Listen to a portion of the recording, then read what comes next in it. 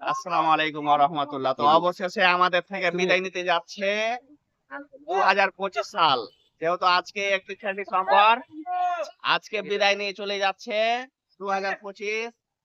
তো আলহামদুলিল্লাহ 2025 তো কাটলো মোটামুটি ভালোই আলহামদুলিল্লাহ। তো জানি না 2026 সাল কিরকম হবে। তো আল্লাহর কাছে আশা রাখছি যে 2026 সাল 2025 থেকে ভালো কাটুক সবার। তো এরকম ভাবে প্রশ্ন উঠে আসছে যে দেশ বা দেশের বাইরে যে হুলুস তুলুস লেগে রয়েছে, মারামারি বা ঝগড়া দেশে দেশে বা দেশের বাইরে, এরকম ভাবে তো জানি না 2026 সালটা কিরকম ভাবে কাটবে।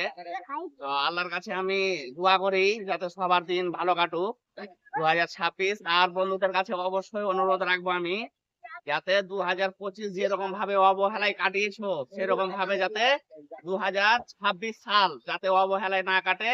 তোমাদের রবের ইবাদত মন দিয়ে করো আর আল্লাহর কাছে দোয়া করো যাতে 2026 সাল সবার জন্য কল্যাণ হয়।